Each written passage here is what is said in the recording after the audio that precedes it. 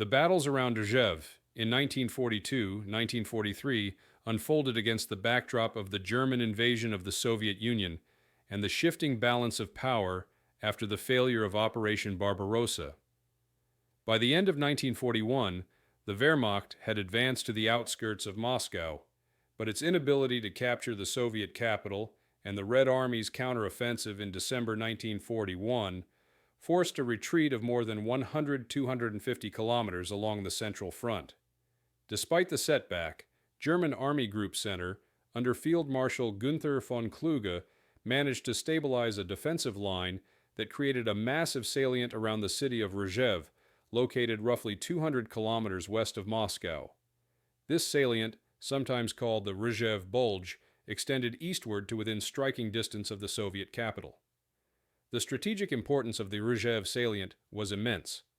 For the Germans, it provided a base from which future offensives against Moscow could be renewed. The salient also anchored their defensive system in the central sector of the Eastern Front, tying down large Soviet forces and protecting vital supply lines running through Smolensk. The German Ninth Army, commanded by Colonel General Walter Model from January 1942, held the salient with approximately 350,000–400,000 troops, supported by hundreds of tanks and artillery pieces. Model's reputation for defensive skill and his ability to manage scarce resources made him a critical figure in the prolonged struggle. For the Soviet Union, the existence of the salient was a direct threat to Moscow. The Red Army had pushed the Germans back from the capital during the winter of 1941–42, but as long as the Rzhev Bulge remained in German hands, the possibility of renewed attacks against the Soviet capital persisted. The Stavka, under Joseph Stalin's close supervision, considered eliminating the salient a priority for 1942. Soviet commanders, including Generals Georgy Zhukov, Ivan Konev, and Andrei Yeremenko, were tasked with launching repeated offensives to encircle and destroy German forces in the region. The broader geopolitical context shaped these decisions. In the summer of 1942, Hitler shifted the main weight of German operations southward toward the Caucasus and Stalingrad, seeking oil resources and control of the Volga. This left Army Group Center in a primarily defensive role.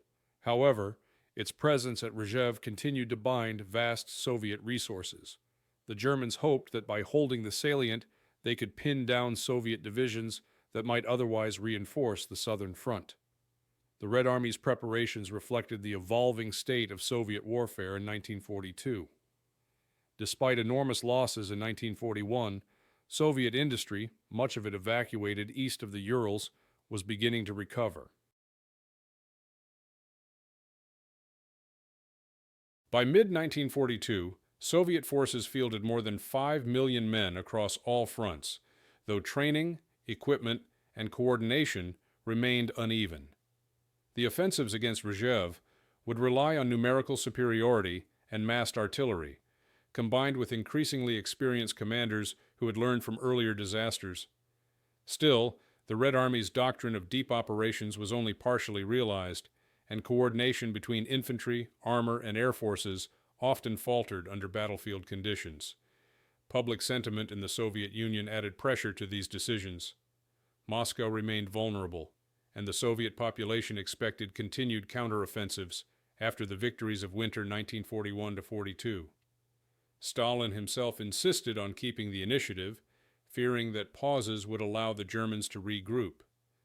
The Rzhev sector thus became the stage for a series of massive Soviet offensives beginning in January 1942 and continuing through March 19. These operations, involving millions of soldiers and resulting in hundreds of thousands of casualties, earned the region the grim nickname the Rzhev Meat Grinder. For German soldiers, the salient represented both opportunity and danger. While it placed them close to Moscow, it also created a vulnerable protrusion into Soviet-held territory. Supply lines ran along a narrow corridor from Smolensk, making them susceptible to disruption. The harsh climate, poor roads, and constant Soviet attacks created conditions of attrition. German commanders understood that their position was precarious, but relied on strong defensive fortifications, mobile reserves, and the experience of the Ninth Army to hold ground. By the summer of 1942, the stage was set. In the south, German armies marched toward Stalingrad and the Caucasus, while in the center, the struggle that followed would not achieve the fame of Stalingrad or Kursk, but it would claim comparable human cost. Between January 1942 and March 1943, Soviet losses in the Rzhev sector exceeded 1 million killed, wounded, and missing. German losses, though lower, still reached hundreds of thousands. The scale of destruction, the persistence of combat, and the limited territorial changes made the battles one of the most brutal and least remembered episodes of the Eastern Front. The preconditions of the Rzhev campaign thus combined strategic geography, political pressure, and the evolving military capabilities of both sides. It was a struggle defined less by sweeping maneuvers and more by grinding attrition, where both German and Soviet forces sought to impose costs on their adversary while clinging to positions of strategic importance. In this sense, the battles around Rzhev embodied the larger war on the Eastern Front, a conflict of endurance, resources, and sacrifice on a scale unprecedented in modern history. The opening phase of the Rzhev battles began in January 1942, following the failure of the German advance on Moscow and the Soviet winter counteroffensive that had pushed the Wehrmacht back from the capital. In this context, the Red Army sought to exploit its momentum by eliminating the German-held salient at Rzhev, which remained a dagger pointed toward Moscow. The Soviet High Command concentrated large forces for a major offensive in the region, hoping to surround and destroy German Ninth Army, which at that time defended the salient with around 350,000–370,000 men. The first Soviet assaults, launched in mid-January, involved the Kalinin Front under General Ivan Konev and the Western Front under General Georgy Zhukov. Together they committed over 1 million troops, supported by approximately 1,500 tanks and more than 1,000 aircraft.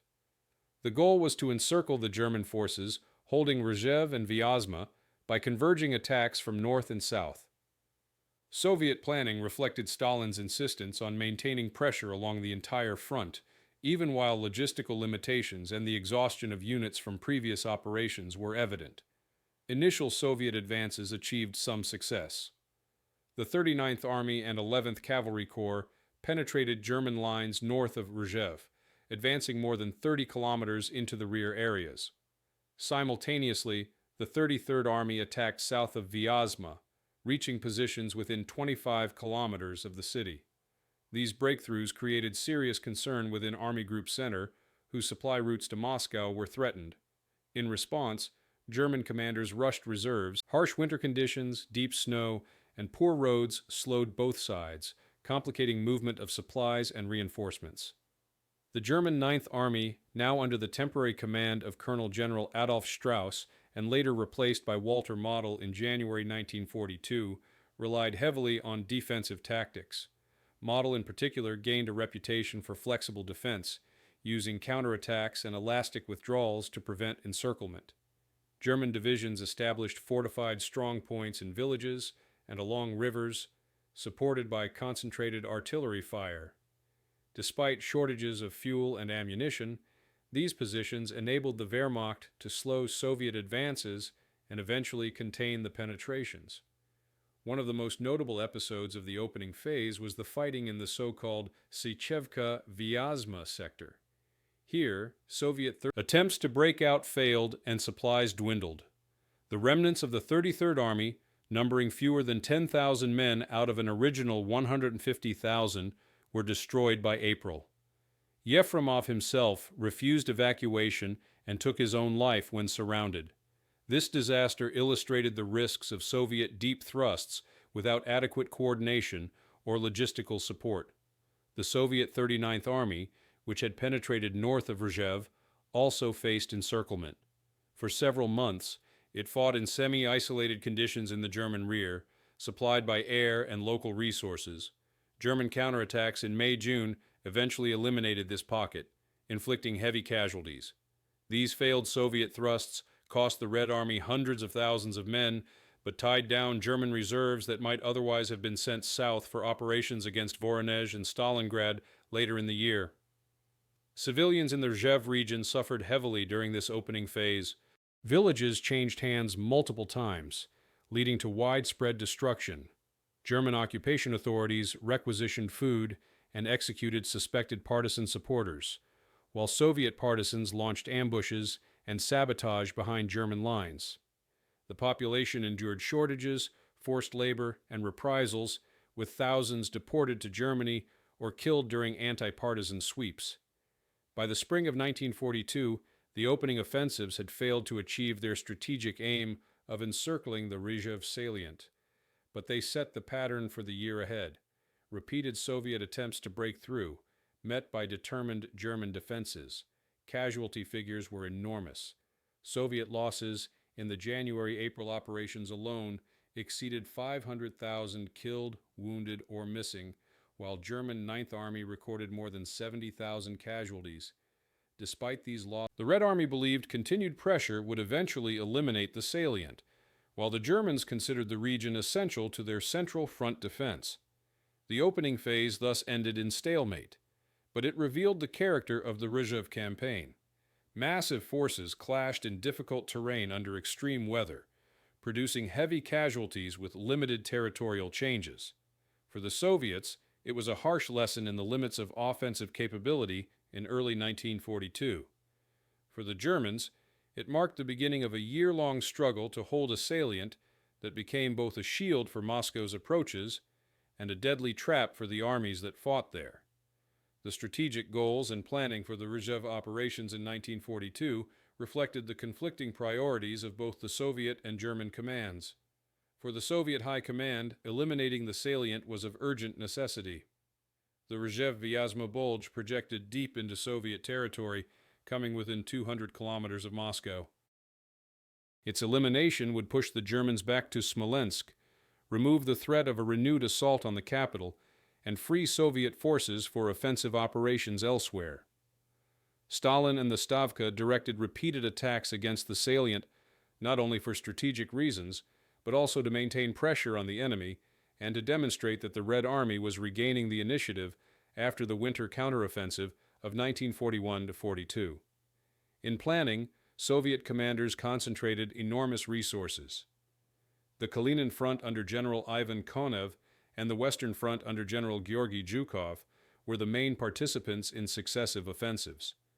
Together they deployed over 1 million men at different points in 1942, with hundreds of tanks and artillery pieces, as well as more than 1,000 aircraft.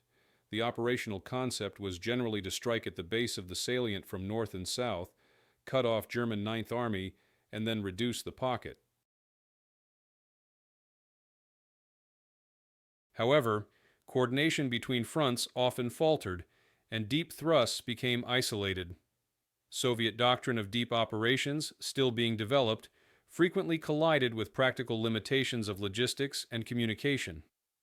The German objectives were more defensive, but no less significant. Army Group Center under Field Marshal von Kluge was ordered to hold the Rzhev salient as a shield against Soviet attacks on the Central Front and as a forward base for any potential renewed offensive against Moscow.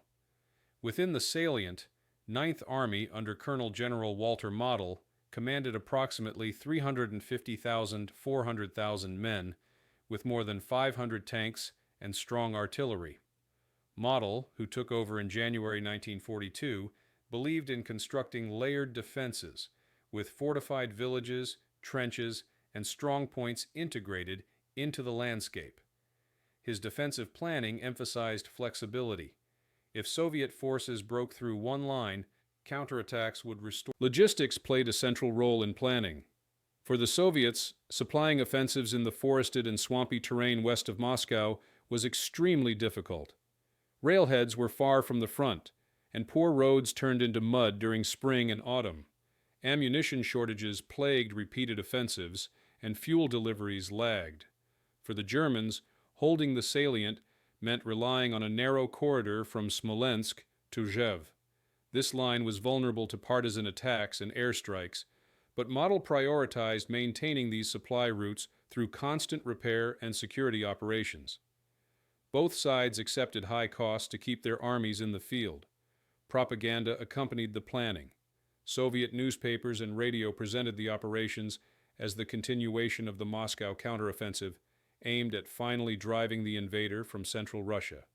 Stalin personally demanded offensive spirit, declaring that only unrelenting pressure would prevent the Germans from For the Wehrmacht, holding Rzhev was portrayed as proof of German strength in the central sector. Reports emphasized the ability of Ninth Army to withstand massive enemy assaults, despite being outnumbered. Such propaganda sought to bolster morale at home and within the ranks, even as the battles turned into grinding attrition. Miscalculations were evident on both sides. The Soviets underestimated the strength of German defenses and the difficulty of coordinating large-scale multi-front operations. Repeated attacks assumed that numerical superiority alone could overwhelm the defenders, but Model's tactics inflicted devastating losses. German planners, on the other hand, underestimated the scale and persistence of Soviet offensives. They believed that the Soviet Union would exhaust its manpower in fruitless assaults, failing to anticipate the Red Army's ability to replenish divisions continuously with new recruits and Lend-Lease equipment. By mid-1942, these plans had hardened into a pattern. The Soviets launched massive offensives, often with limited preparation time, while the Germans constructed elaborate defensive belts to absorb the blows. The salient became a battleground of attrition, where each side pursued strategic goals that were difficult to reconcile with operational realities. For the Soviets, the destruction of Ninth Army remained elusive despite colossal efforts. For the Germans, holding Rzhev consumed men and resources that might have been decisive elsewhere. The strategic planning of the Rzhev campaign thus created the conditions for one of the bloodiest series of battles on the Eastern Front.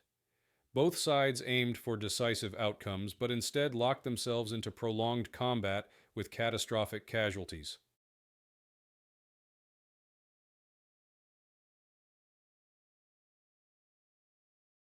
The meat grinder reputation emerged not from a single battle, but from the continuous cycle of offensives and counteroffensives dictated by these strategic goals and the flawed assumptions behind them. The first major clashes around the Rzhev salient began in earnest during the spring and summer of 1942, when the Soviet High Command launched a series of coordinated operations aimed at breaking through the German Ninth Army's defenses. These were not isolated attacks, but rather part of a sequence of offensives designed to squeeze the salient from multiple directions. The first of these efforts became known collectively as the Rzhev Vyazma operations, with heavy fighting unfolding across forests, swamps, and river valleys that made maneuver difficult and supply even harder. In April 1942, the Soviet 39th Army, which had penetrated deep into German-held territory during the winter counteroffensive, attempted to expand its gains.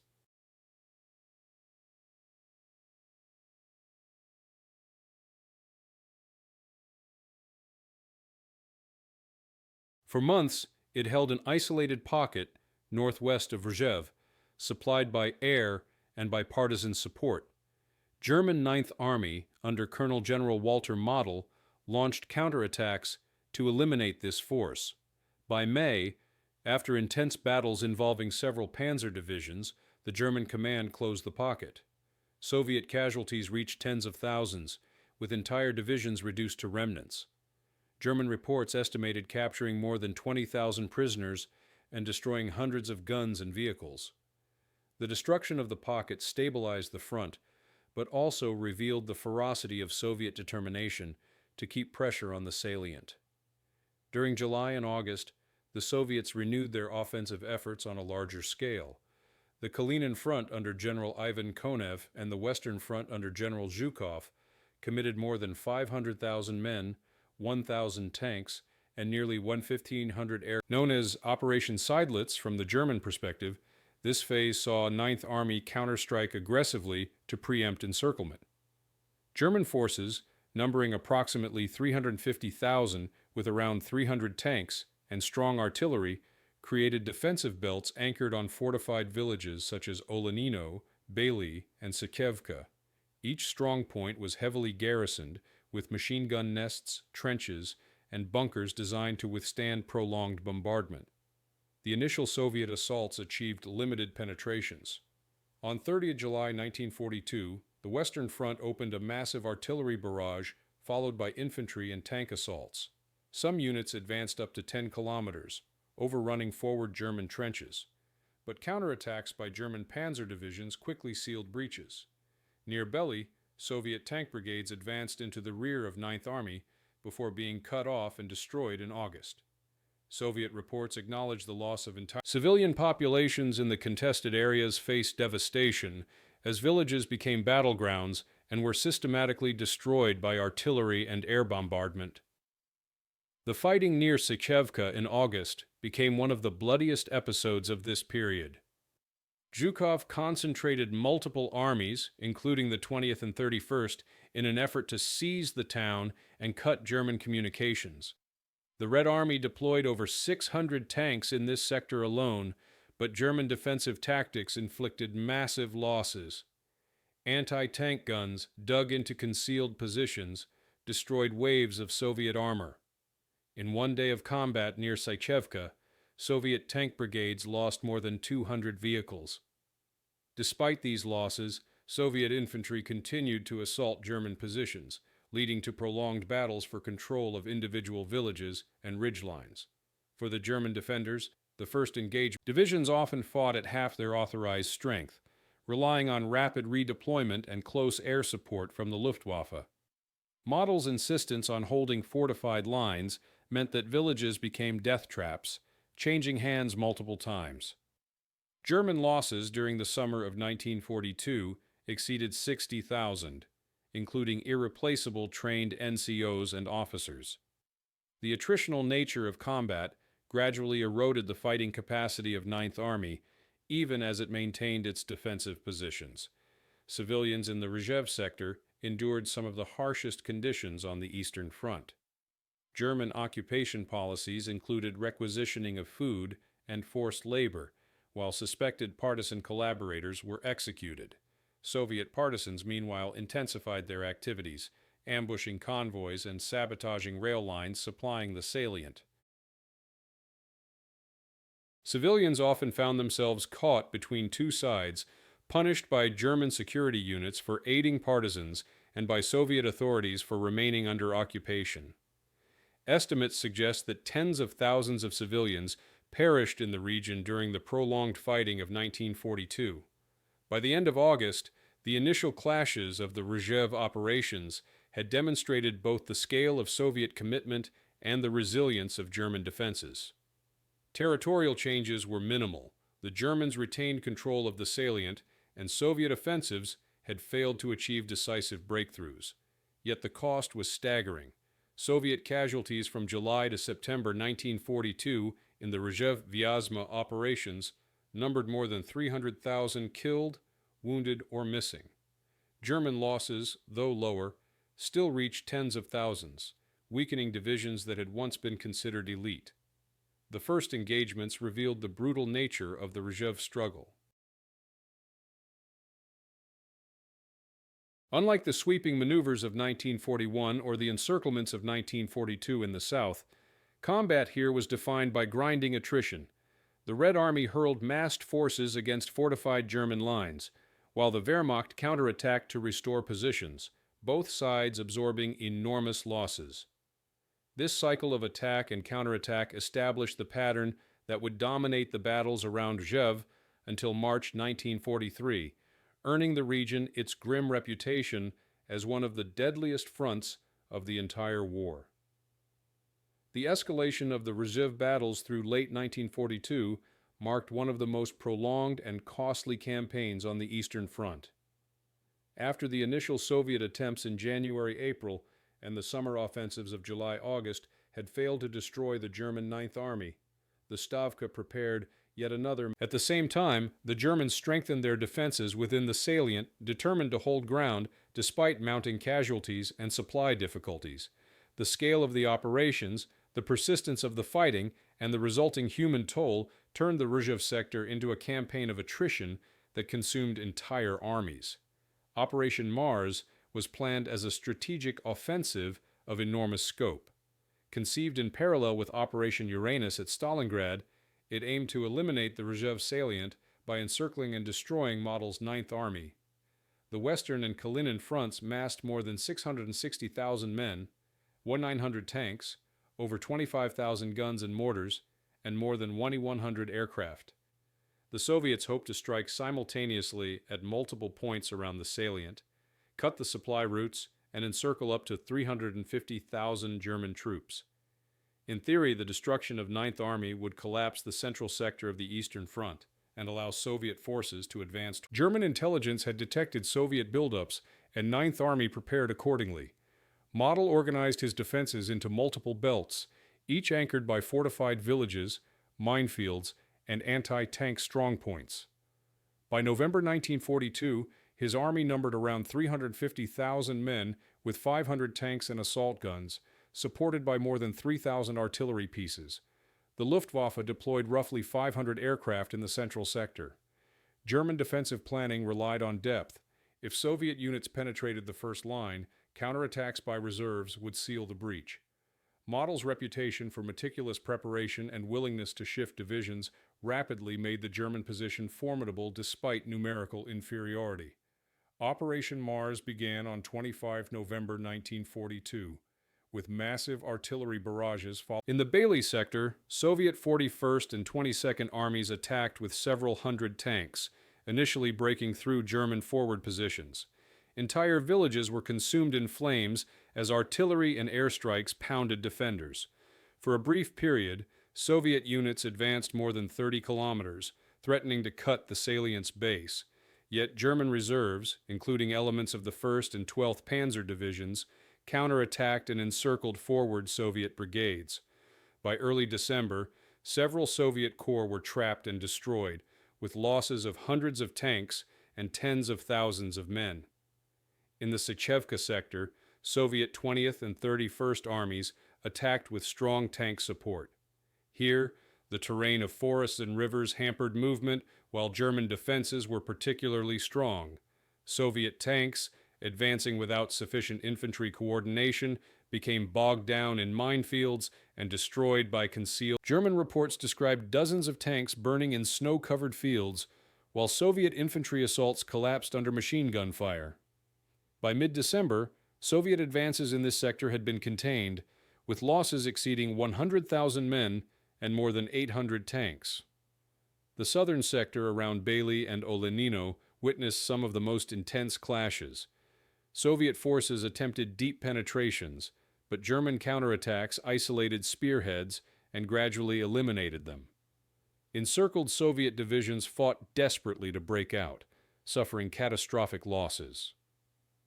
The Luftwaffe concentrated bombing raids on Soviet supply lines, while German artillery shelled crossing points on the frozen rivers, cutting off reinforcements.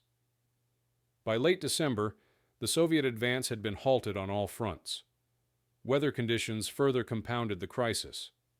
Heavy snow, sub-zero. Soviet units lacked winter equipment in many cases, while German troops, though better prepared, also endured frostbite and shortages. The logistical strain on both sides was immense. Supply convoys moved slowly through snowbound tracks, while ammunition expenditure reached unprecedented levels.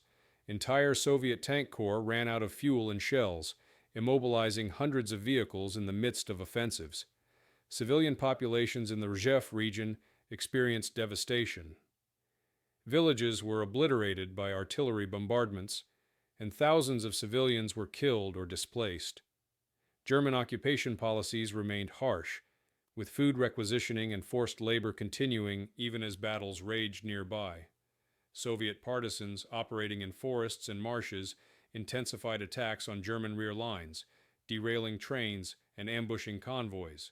German reprisals were severe, with entire villages burned in retaliation.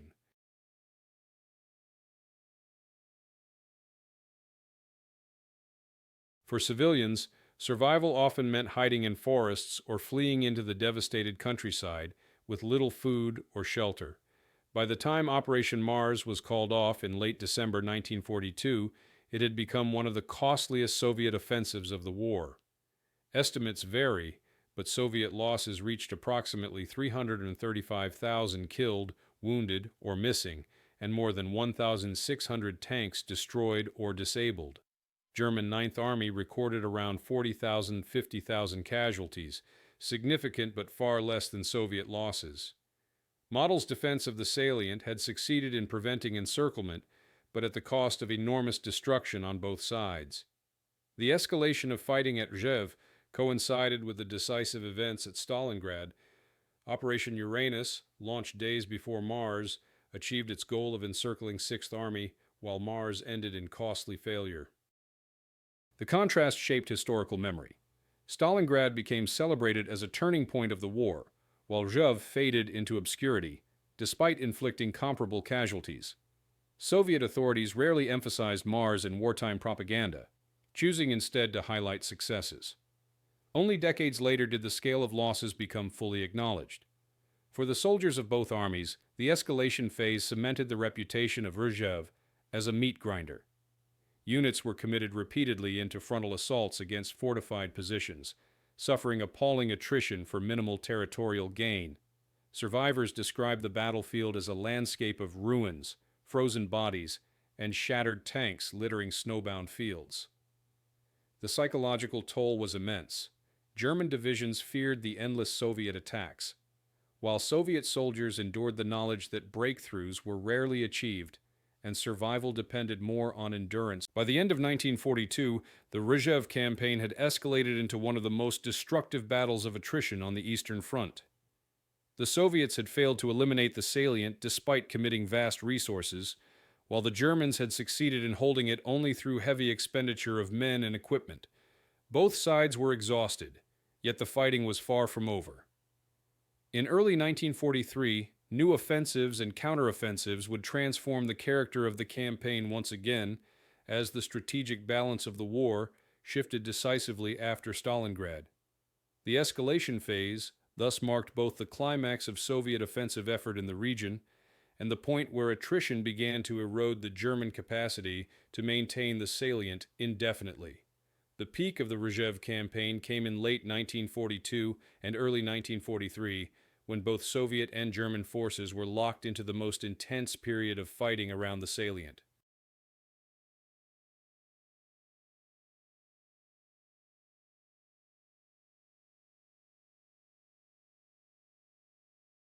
Following the failure of Operation Mars in December 1942, the front did not fall silent.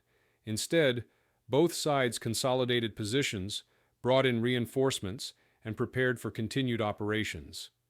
The result was a drawn-out struggle where the weight of attrition reached its highest point, and the suffering of soldiers and civilians alike intensified. By January 1943, German Ninth Army under Walter Model still held the salient with about 350,000 troops, though many divisions were depleted to half their nominal strength. They controlled a front line stretching over 200 kilometers, reinforced with trenches, barbed wire, bunkers, and artillery positions. The terrain, forests, rivers, and marshes, favored the defenders, and Model's skill in organizing layered defenses kept Soviet forces from exploiting their numerical superiority. The Luftwaffe, though overstretched, still provided air support, especially concentrated dive bomber attacks that repeatedly broke up Soviet armor thrusts. The Soviet Western and Kalinin fronts, despite heavy losses in Operation Mars, retained enormous manpower. Reinforcements raised total strength to nearly 800,000 men in the Rzhev sector, supported by 1,300 tanks and 1,000 aircraft. Stavka demanded continued pressure, refusing to abandon the effort to destroy the salient. Orders from Stalin stressed the necessity of tying down German forces to prevent them from reinforcing other theaters, especially as the Red Army sought to exploit its success at Stalingrad. Thus, in early 1943, new offensives were launched even as Soviet units remained weakened by previous operations. The battles of January-February 1943 featured grinding assaults against key strongpoints. Soviet forces attacked Sychevka, Belly. In one offensive alone, The 29th and 30th Armies committed more than 200,000 men and 400 tanks, achieving initial gains of 5 to 8 kilometers. Yet German counterattacks, supported by reserves including the 9th and 12th Panzer Divisions, restored the line. The cost was immense. Soviet records list over 80,000 casualties in these winter battles, while German 9th Army lost more than 20,000 men. Civilian populations suffered perhaps most during this peak phase. Villages were systematically destroyed in artillery bombardments and aerial attacks. Civilians who had remained under German occupation faced food shortages as both sides requisitioned supplies. German authorities carried out anti-partisan sweeps, executing thousands of suspected collaborators and deporting many more to forced labor in the Reich. Soviet partisans, meanwhile, escalated sabotage efforts, cutting German railway lines and ambushing convoys. The result was a cycle of violence where local populations were trapped between two armies. The psychological toll on soldiers was immense. Soviet troops spoke of advancing through fields covered with frozen corpses from earlier offensives, knowing they would likely meet the same fate. German defenders described the relentless artillery bombardments, with thousands of shells falling daily, followed by waves of Soviet infantry. Both sides suffered from exposure, frostbite, and disease, in addition to combat casualties. The harsh winter of 1942-43 magnified these hardships, with temperatures dropping below 30 degrees Celsius. Strategically, the peak of the Rzhev fighting demonstrated the futility of continued offensives. The Soviets inflicted attrition on German 9th Army, but failed to achieve decisive breakthroughs. The Germans held the salient, but at the cost of bleeding their divisions white. The attritional logic of the campaign became clear. Neither side could achieve decisive maneuver, but both continued to sacrifice manpower and equipment in pursuit of political and strategic objectives. By February 1943, with the fall of Stalingrad completed and German forces in the south retreating, the Rzhev salient became increasingly untenable for the Wehrmacht. 9th Army remained vulnerable to encirclement, and German high command recognized that its retention brought diminishing returns. Nevertheless, the peak phase of the campaign had already inflicted catastrophic losses. Between November 1942 and February 1943, Soviet forces lost more than 400,000 killed, wounded, or missing, and over 1,500 tanks. German losses, though significantly smaller, still exceeded 60,000 men, weakening units that would be desperately needed later in 1943. For both sides, the winter battles of 1942-43 the battlefield had become a wasteland of destroyed villages, burnt forests, and shattered armies. No decisive territorial change had occurred, but the campaign consumed vast resources and lives. The peak of the Rzhev campaign thus stood as one of the most intense and destructive episodes of the entire Eastern Front, overshadowed by Stalingrad, yet nearly as costly in human terms. As the winter of 1942-43 passed into spring, the Rzhev sector entered a phase defined less by grand offensives and more by a pattern of resistance and adaptation from both sides. The Red Army, after the costly failures of Operation Mars and the bloody assaults of January, realized that frontal attacks against deeply entrenched German positions produced immense casualties without decisive results.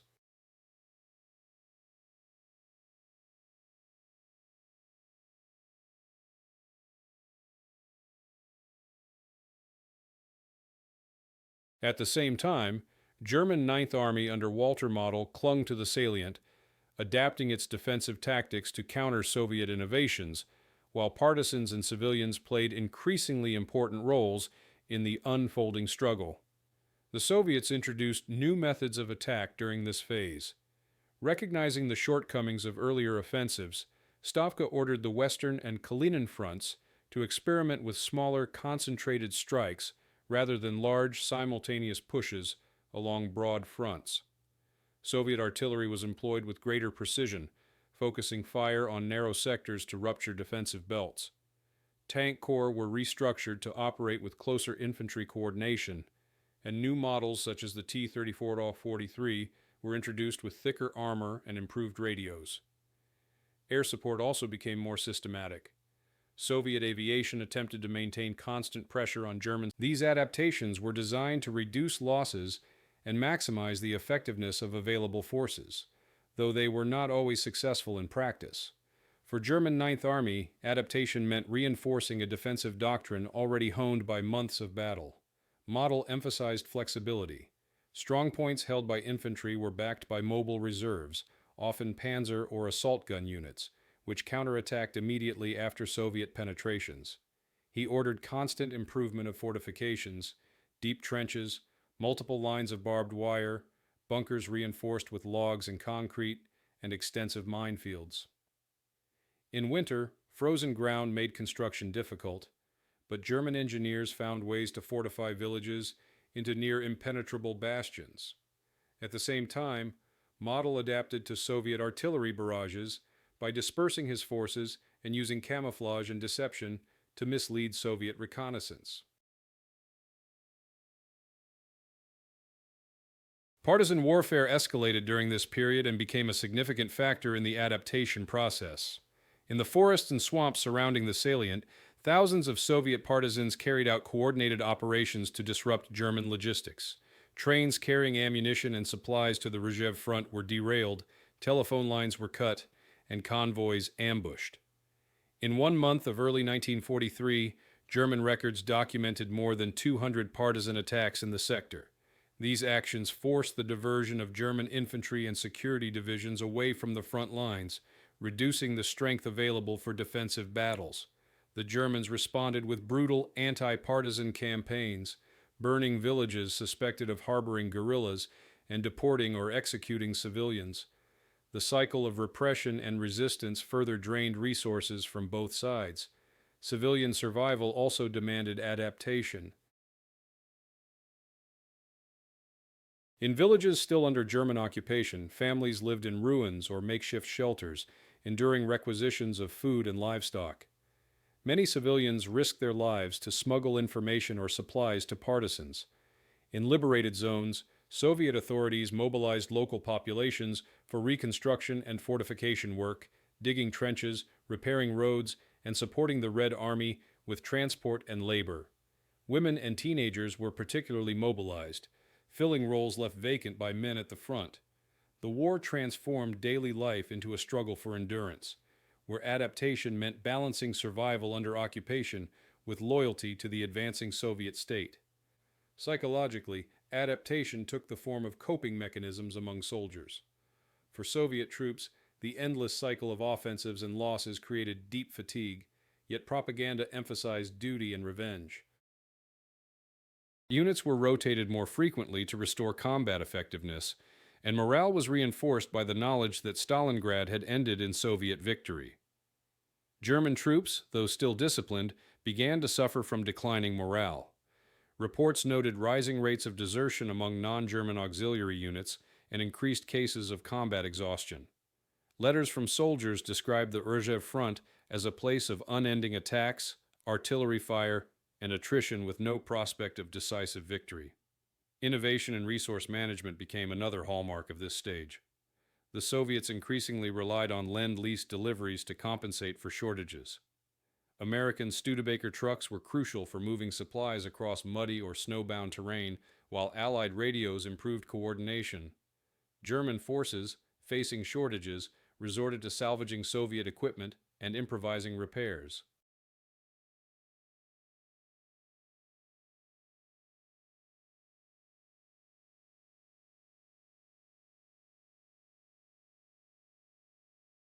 Captured T-34 tanks were pressed into service within German divisions, sometimes with hastily painted crosses to prevent friendly fire.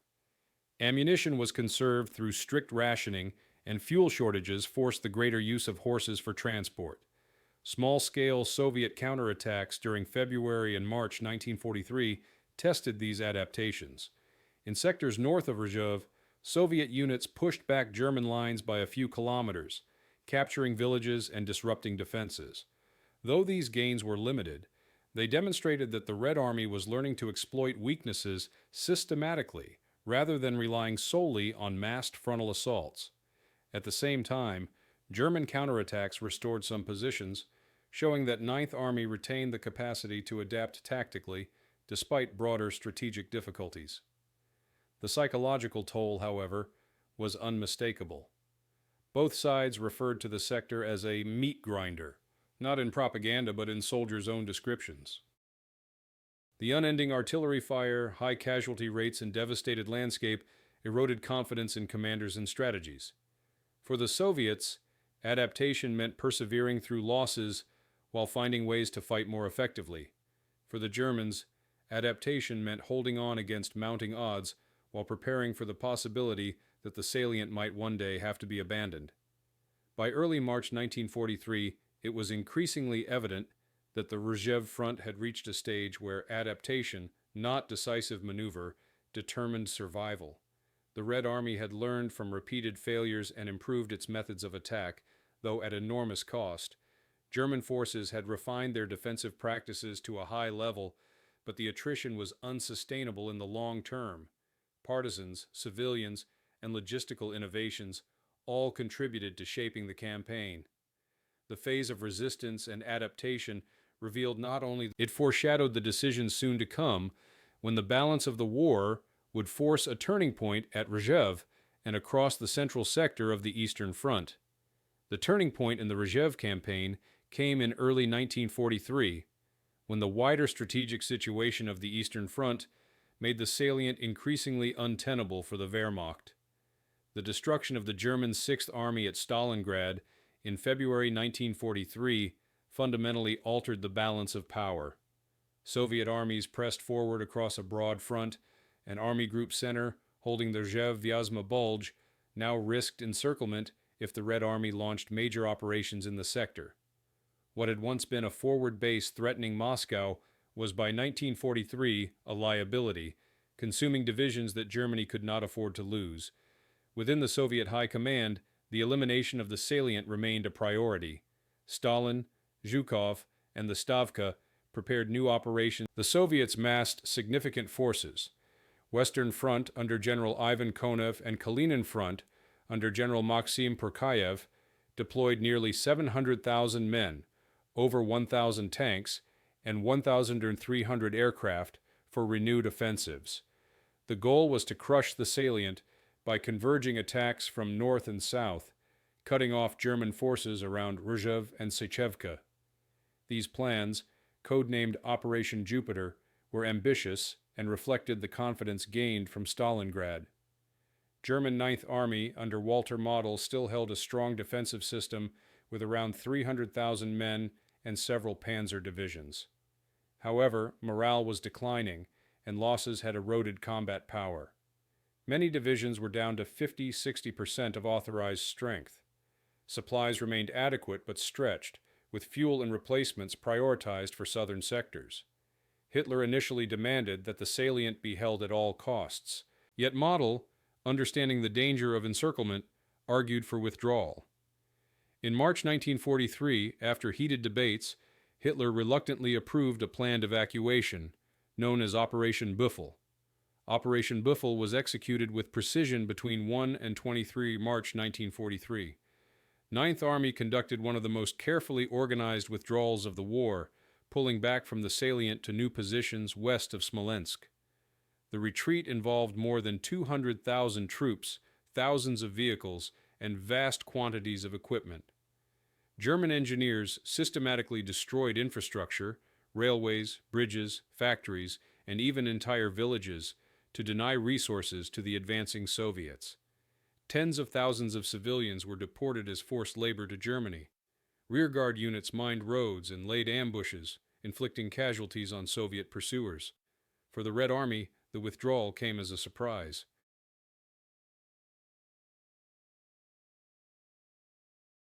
Soviet forces launched attacks in late February and early March, but instead of meeting a fully entrenched enemy, they advanced into empty positions abandoned under the cover of darkness. Though some rearguard clashes occurred, there was no large-scale encirclement. The Soviets regained Rzhev, Vyazma, and dozens of towns, but the hoped-for destruction of Ninth Army never materialized. Instead, they found a devastated landscape. Villages had been burned, wells poisoned, and industrial sites demolished. Civilian survivors described mass deportations, summary executions, and the systematic destruction of food supplies. The consequences for the local population were catastrophic. German scorched earth tactics destroyed more than 1,500 villages during the withdrawal. Soviet records documented tens of thousands of civilians deported or killed. The returning Red Army found a wasteland where agriculture and infrastructure had been obliterated. For survivors, liberation brought safety from occupation, but also famine and homelessness. Reconstruction would take years, and the scars of the withdrawal endured long after the front moved west. Militarily, the turning point at Rzhev marked the end of one of the most prolonged battles of attrition on the Eastern Front. The Germans successfully extricated Ninth Army, preserving manpower for later campaigns, but at the cost of abandoning strategic ground and demonstrating that the Wehrmacht could no longer hold extended positions against Soviet pressure. For the Soviets, the elimination of the salient removed the immediate threat to Moscow and freed forces for operations elsewhere. Yet the failure to encircle Ninth Army meant that the victory was incomplete, purchased at enormous cost in lives.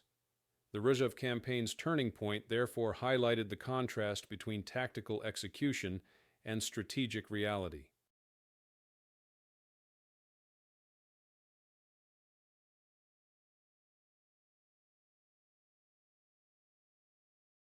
The Germans conducted an effective withdrawal, but the need to retreat revealed the exhaustion of their central front. The Soviets regained territory, but the cost of months of offensives far outweighed the material gains.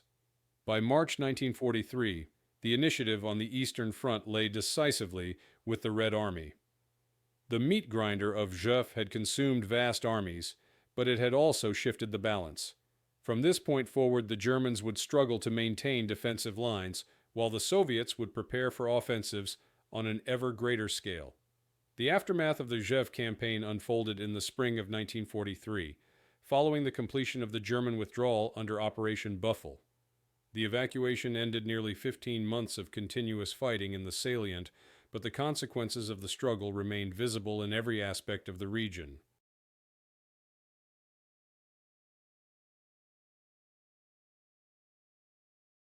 For both armies and the civilian population, the conclusion of combat operations did not bring relief so much as devastation, displacement, and the recognition of immense sacrifice. For the Wehrmacht, the withdrawal was considered a tactical success.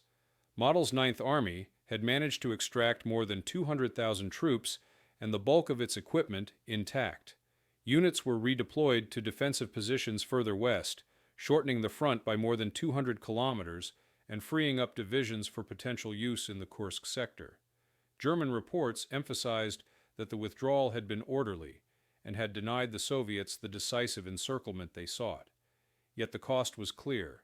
Ninth Army had lost more than 120,000 men killed, wounded, or missing during its tenure in the salient, while divisions returned from Rzhev were severely understrength.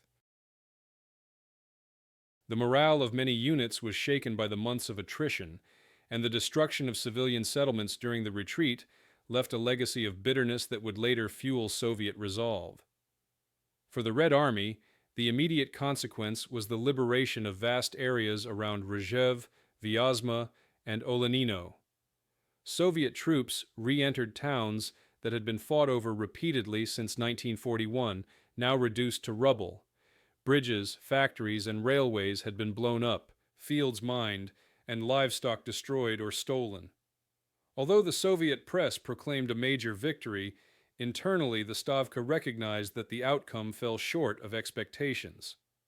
The elimination of the salient had not come from encirclement or destruction of the German Ninth Army, but from its deliberate evacuation. Moreover, the human cost remained staggering. Between January 1942 and March 1943, Soviet casualties in the Rzhev sector exceeded 1 million killed, wounded, or missing.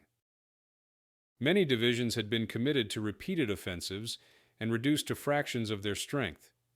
Replacement drafts were rushed in, but the losses left a deep mark on Soviet operational capabilities. The humanitarian situation in the aftermath was catastrophic. Soviet commissions documented the systematic destruction carried out during Operation Buffel. More than 2,500 villages in the Kalinin and Smolensk regions were burned to the ground, and at least 15,000 civilians were killed in reprisals or died from starvation during the German retreat. Tens of thousands more were deported to forced labor camps in Germany. Those who survived often emerged from hiding in forests to find their homes destroyed and food supplies gone. The Red Army mobilized resources for immediate relief, distributing grain and clothing, but shortages remained acute. Reconstruction of railroads and roads was partisan units, which had grown in strength throughout 1942, now assisted in clearing mines, rebuilding infrastructure, and securing the rear. Their operations during the German retreat had inflicted damage on supply lines and harassed withdrawing troops, but they were unable to halt the evacuation. Still, their persistence symbolized the resilience of local resistance, and many partisans were formally integrated into Red Army units after liberation. The experience of collaboration and resistance during occupation also shaped Soviet post-war policies. Entire communities were labeled as compromised, while others were celebrated for loyalty. Strategically, the withdrawal from the Rzhev salient altered the central sector of the Eastern Front. For the first time since 1941, Moscow was no longer threatened by a direct German advance.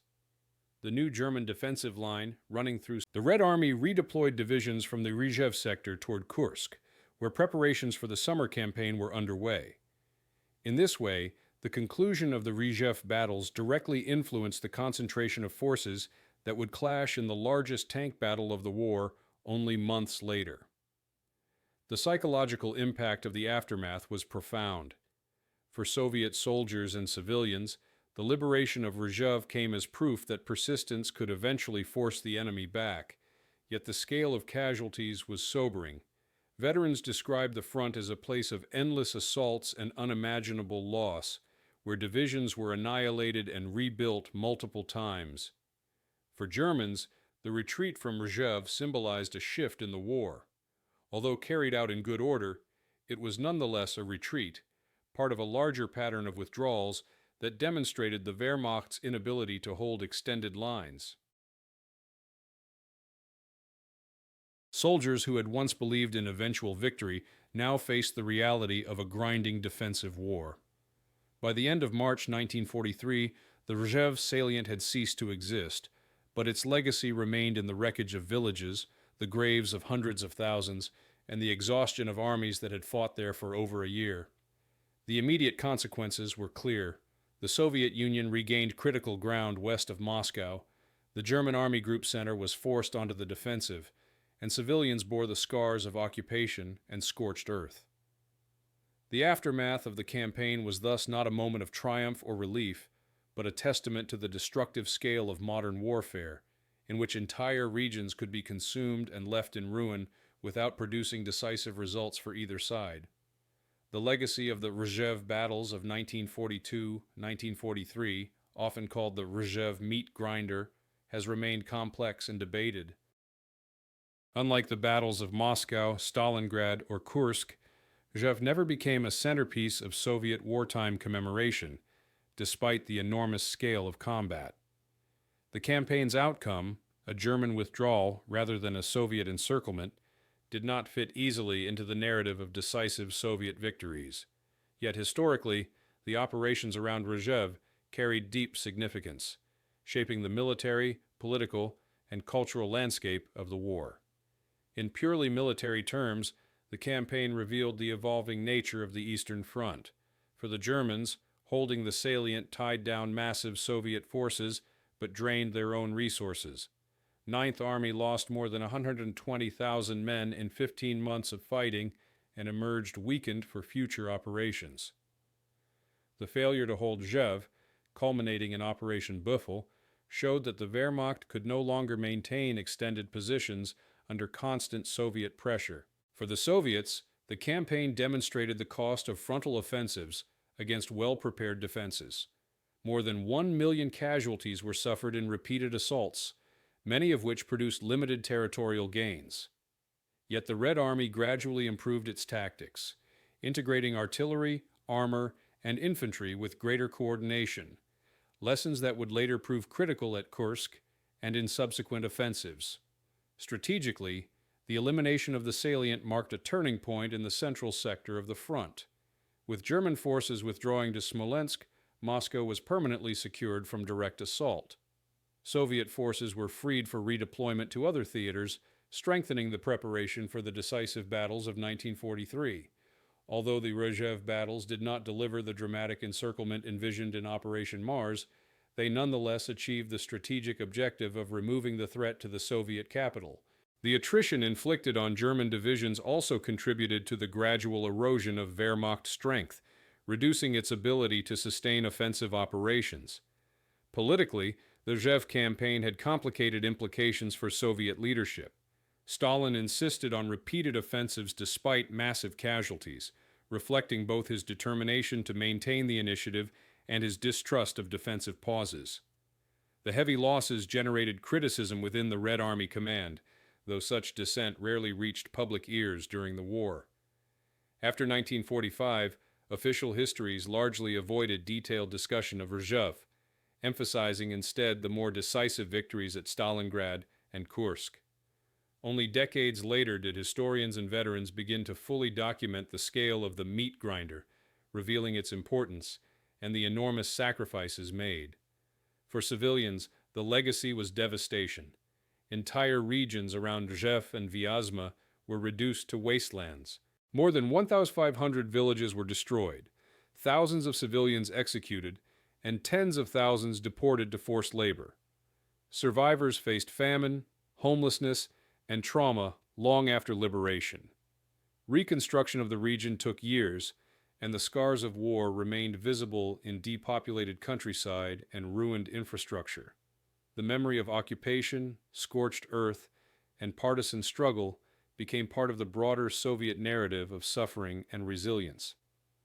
Culturally, the battles around Rzhev entered memory slowly. Veterans often referred to the front as the bloodiest place they had ever seen, but their stories were overshadowed by the more celebrated victories.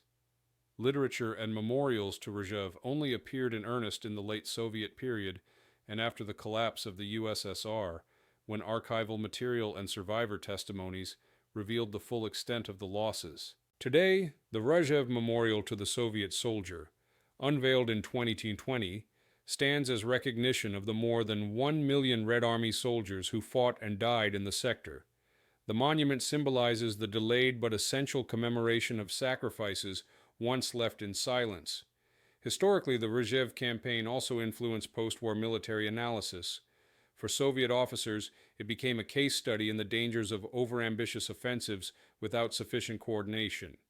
For German officers, it illustrated the effectiveness of Model's defensive doctrine, but also the limits of attrition warfare when faced with an opponent able to replace losses. Western historians have since emphasized Rzhev as one of the key battles of attrition on the Eastern Front, comparable in scale to Verdun in the First World War.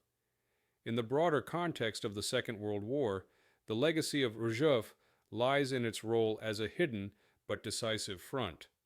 It consumed forces that might otherwise have altered battles elsewhere. The Soviets tied down hundreds of thousands of German troops, preventing their transfer to the south during the decisive struggles at Stalingrad. The Germans, by holding the salient so long, inflicted immense casualties that delayed Soviet advances. Yet in the end, the strategic initiative shifted irreversibly toward the Red Army.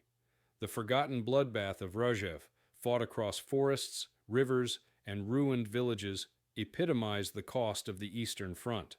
Vast sacrifices, limited immediate results, but long-term consequences that shaped the war's outcome.